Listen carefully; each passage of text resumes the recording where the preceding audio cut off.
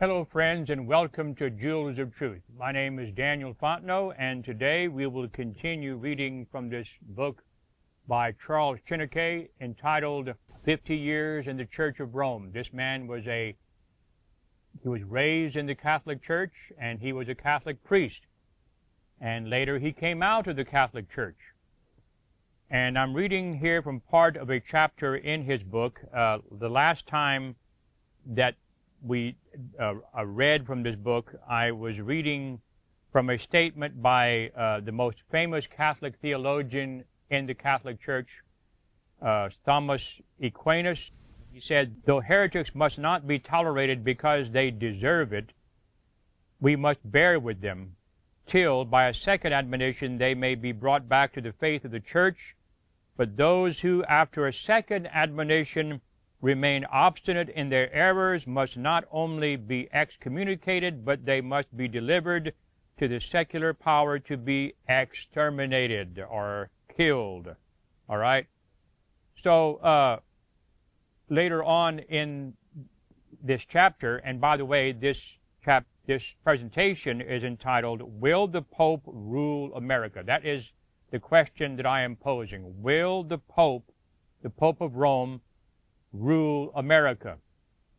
This chapter continues, and it says, "This same Bishop Folly was again forced by me before the same court of Kentucky to translate from Latin into English the following decree of the Council of Léran, and to acknowledge under oath that it was as much the law of the Church of Rome today as on the day it was passed in the year 1215.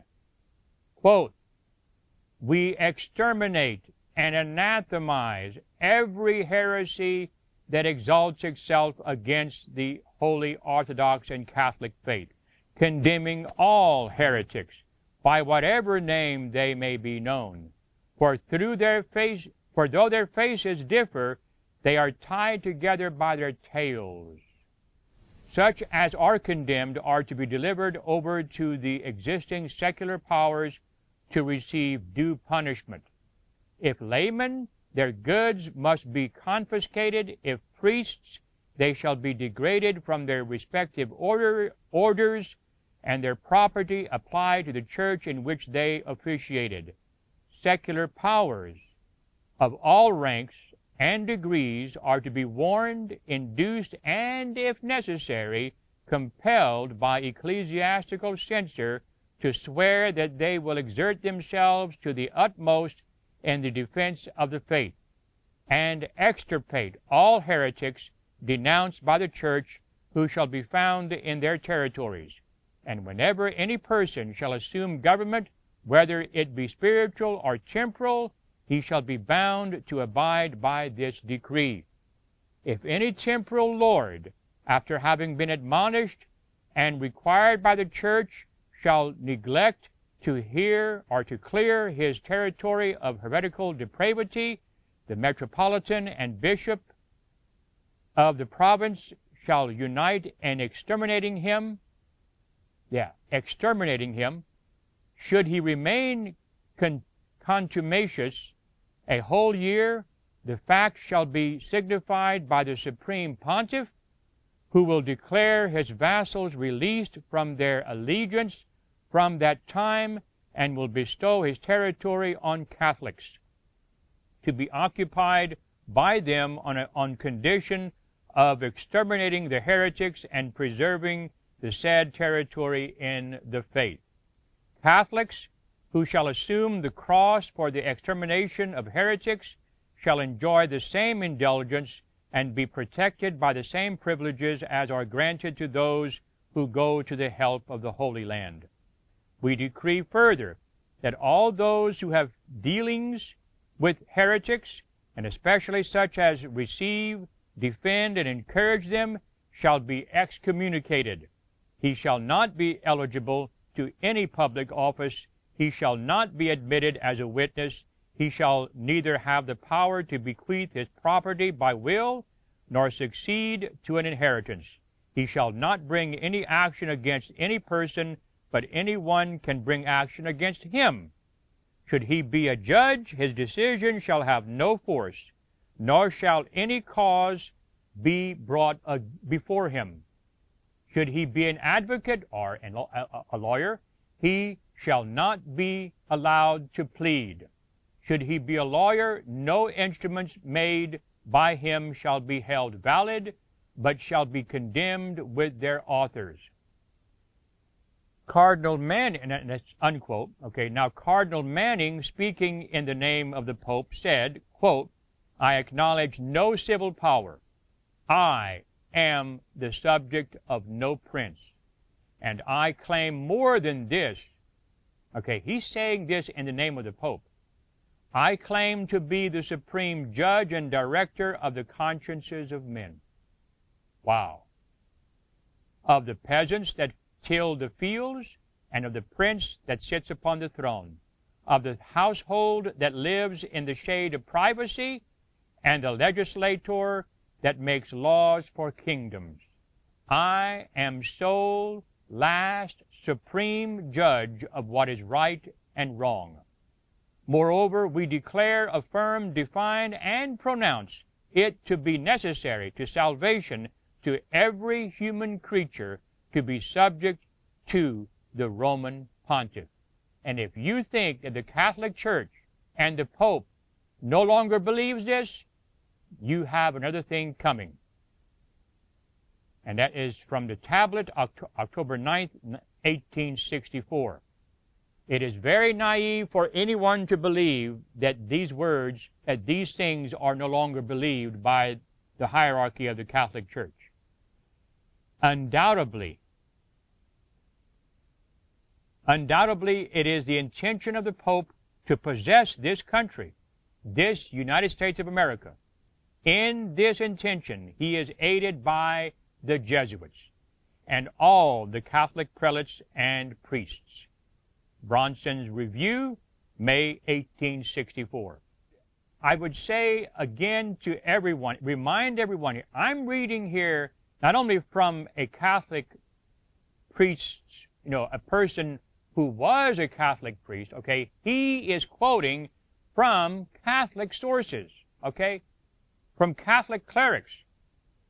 And this is another statement. No good government can exist without religion, and there can be no religion without an inquisition, which is wisely designed for the promotion and protection of the true faith. That is from the Boston Pilot, official journal of the bishop. The power of the church exercised over sovereigns in the Middle Ages was not a usurpation, was not derived from the concessions of princes or the consent of the people, but was and is held by divine right. And whoso resists it rebels against the King of Kings and Lord of Lords. These people think they are God. And again, this was from the Bronson's Review of June 1851. And so it amazes me, it absolutely amazes me that the Catholic Church makes such statements, and our people, both Catholics and sadly Protestants, who deny that 2 Thessalonians chapter 2 and verses 3 and 4, they don't see that these words apply to the Pope. Paul the Apostle wrote, "Let no man deceive you by any means, for that day shall not come except there come a falling away first, and that man of sin," the Pope, the Antichrist, is revealed, the son of perdition, who what? What's he do? Who opposeth and exalteth himself above all that is called God or that is worshipped, so that he as God sitteth in the temple of God, showing himself that he is God. If these words do not show that these popes believe that they are God, then I don't know what else can prove to you that the Pope thinks he's God. Okay? The Council of Constance, held in 1414, declared, quote, that any person who has promised security to heretics shall not be obliged to keep his promise. by whatever he may be engaged. Unquote. Under this principle, John Huss was publicly burned in July 6, 1415 in the city of Constance, though he had a safe passport from the emperor. Quote, Negroes have no rights which the white man is bound to respect. And that is from the Roman Catholic Chief Justice Taney in his Dred Scott decision. Oh, yes, a Roman Catholic Chief Justice Taney in his Dred Scott decision. Negroes have no rights which the white man is bound to respect. Now, General Lafayette, the friend of George Washington, he was from France, and he believed in religious liberty. He wrote, if the liberties of the American people are ever destroyed, they will fall by the hands of the Catholic clergy. Now, I have made this statement in other presentations, and I will say it again. I have read from other sources, from other writings, and Abraham Lincoln agreed with what Lafayette is telling us here. Abraham Lincoln knew what Lafayette said was the truth. If the liberties of the American people are ever destroyed, they will fall by the hands of the Catholic clergy. Unquote. Now, here's a statement from the general of the Jesuits, Tamburini. He said, see, sir, from this chamber I govern not only to Paris, but to China. Not only to China, but to all the world, without anyone knowing how I do it. All the trouble that you see coming on the world today, the craziness, especially in the United States of America, I guarantee you has its source in the papacy, especially the Jesuits. A man who has been excommunicated by the Pope may be killed anywhere. And this is from Bossembaume Lacroix, Theologia Moralis in 1757. Another one from a Saint Ligori, the nun sanctified. Okay, quote, if then you receive a command from one who holds the place of God, you should observe it as if it came from God himself. It may be added that there is more certainty of doing the will of God by obedience to our superiors than by obedience to Jesus Christ, should he appear in person and give his command. Let me read that one again. He said, if then you receive a command from one who holds the place of God, you should observe it as if it came from God himself. It may be added that there is more certainty of doing the will of God by obedience to our superiors than by obedience to Jesus Christ should he appear in person and give his command. So, if Jesus Christ were standing right there, and the Pope is standing right here, and the Pope says, do a certain thing, and Jesus Christ says, no, don't do that. No, you listen to the Pope instead of Jesus, even if Jesus Christ were standing there. Another one. The Jesuits are a military organization, not a religious order.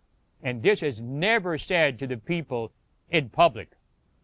Their chief is a general of an army, not the mere father abbot of a monastery. And the aim of this organization is power. Power in its most despotic exercise. Absolute power. Universal power. Power to control the world by the volition of a single man. Jesuitism is the most absolute of despotisms, and at the same time the greatest and the most enormous of abuses. And that is from the memorial of the captivity of Napoleon at St. Helena, by General Montholon, Volume 2, page 62. In the allocution of September 1851, Pope Pius IX said, quote, that he had taken the principle for basis that the Catholic religion, with all its votes, ought to be exclusively dominant in such sort that every other worship shall be banished and interdicted, unquote.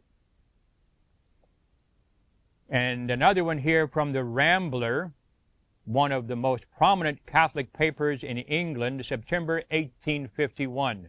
You ask, if the Pope were Lord over this land and you were in a minority, what he would do to you? That, we say, would entirely depend on circumstances. If you would benefit the cause of Catholicism, he would tolerate you. If expedient, he would imprison, banish you, probably he might even hang you. But be assured of one thing, he would never tolerate you for the sake of your glorious principles of civil and religious liberty. And that's, okay, so unquote. So the writer of this book says, Lord Acton, one of the Roman Catholic peers of England, reproaching her bloody and antisocial laws to his own church, wrote, quote, Pope Gregory VII decided it was no murder to kill excommunicated persons. This rule was incorporated in the canon law. During the revision of the code, which took place in the 16th century and which produced a whole volume of corrections, the passage was allowed to stand. It appears in every reprint of the Corpus Juris. It has been for 700 years and continues to be part of the ecclesiastical law. Far from being a dead letter, it obtained a new application in the days of the Inquisition. And one of the later popes has declared that the murder of a Protestant is so good a deed that it atones, and more than atones, for the murder of a Catholic. Yes. And that is from the London Times, July 20th, 1872. In the last Council of the Vatican, has the Church of Rome expressed any regret for having promulgated and executed such bloody laws? No! On the contrary, she has anathemized all those who think or say that she was wrong when she deluged the world with the blood of the millions she ordered to be slaughtered to quench her thirst for blood. She positively said that she had the right to punish those heretics by tortures and death. And you wonder why she is called in the book of Revelation, chapter 17, the mother of harlots. Okay, how does it worded here? Revelation 17. And upon her forehead was a name written, Mystery Babylon the Great, the mother of harlots and abominations of the earth. And I saw the woman drunken with the blood of the saints and with the blood of the martyrs of Jesus. And when I saw her, I wondered with great admiration. Those bloody and antisocial laws were written on the banners of the Roman Catholics, which slaughtered 100,000 Waldenses, Piedmont, and more than 50,000 defenseless men, women, and children in the city of Bucharest. It is under the inspiration of those diabolical laws of Rome that 75,000 Protestants were massacred the night and following week of St. Bartholomew. It was to obey those bloody laws that Louis XIV revoked the Edict of Nantes, caused the death of 500,000 of men, women, and children who perished in all the highways of France, and caused twice that number to die in the land of exile, where they had found a refuge. Those antisocial laws today are written on her banners with the blood of 10 million martyrs.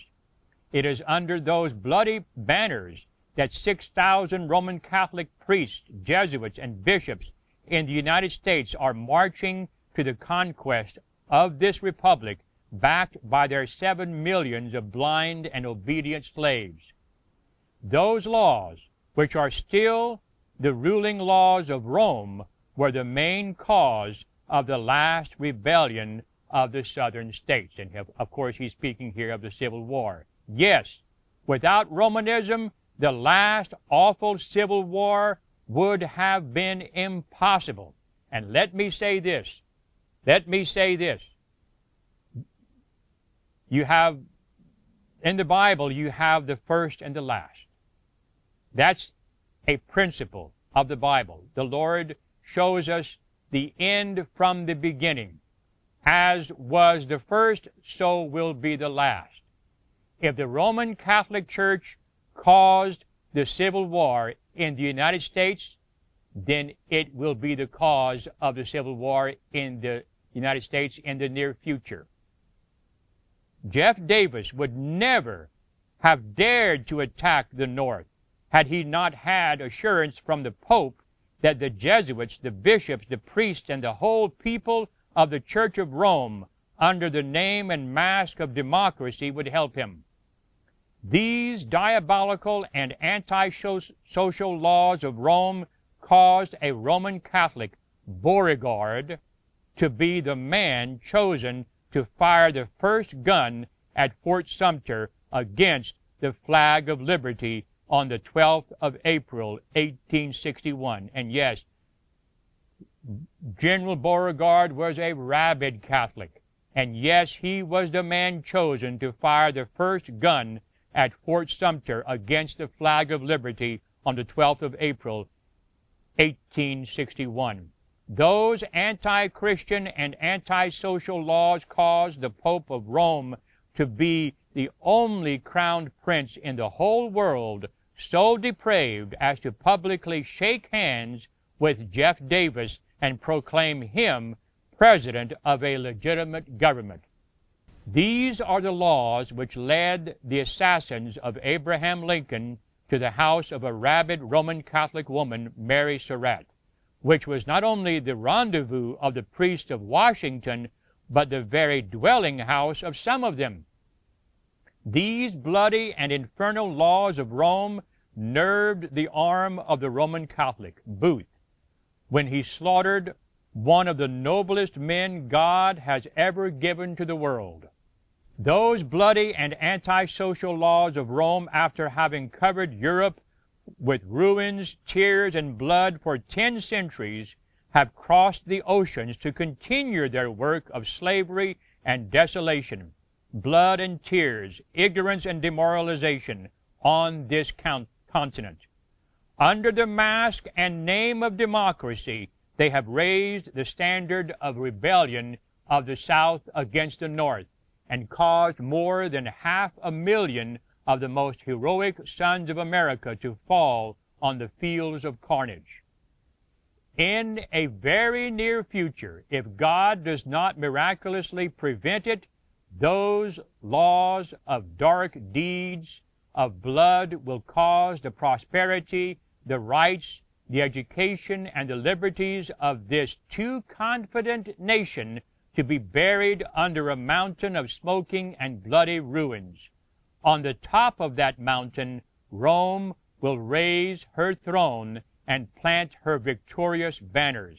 Then she will sing her Te Deums and shout her shouts of joy, as she did when she heard the lamentations and cries of desolation of the millions of martyrs in the capitals and great cities of Europe. So there you have it. Will the Pope rule America? That day is coming, dear friends. That day is coming very, very soon. The United States of America will take under her protection Catholicism.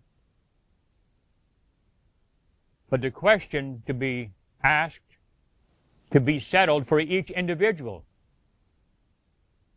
Will I follow the Lord Jesus Christ and submit to His rule and His authority and recognize Him as my Savior, or will I bow to the wishes of the Roman pontiff, the man of sin, the Antichrist? That is the question that each one must settle in their minds now, today. We must have the courage to make the decision now that we will not worship the beast and his image, nor receive his mark in our hands or in our foreheads. If you agree with this presentation and you want this sent far and wide to those who are hungering for truth and for the bread of life, then by all means tap that like button at the bottom of this video. And if you have any questions or comments, then by all means place them at the bottom of this video. And if you haven't subscribed, then I would encourage you to do that also. Please subscribe today. Thank you for joining us here at Jewels of Truth. We hope and pray that you will have a good day in the Lord.